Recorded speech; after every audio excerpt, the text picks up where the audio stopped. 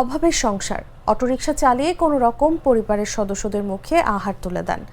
উপার্জনের একমাত্র মাধ্যম সেই অটোরিকশার ব্যাটারি চুরি হয়ে যাওয়ায় পড়েছেন বিপাকে। এ অবস্থায় গভীর কষ্ট থেকে মাইক ভাড়া করে চোরকে উদ্দেশ্য করে গালিগালাজ করেছেন অটোরিকশার চালক।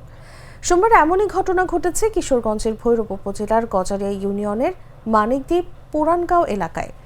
গজারিয়া ইউনিয়ন পরিষদের ৬ নম্বর ওয়ার্ড মেম্বার মানিক চান বলেন, কোনো কিছু চুরি হলে তা অবশ্যই দুঃখজনক, তবে মাইকে গালাগালের বিষয়টি সামাজিকভাবে অন্যায়।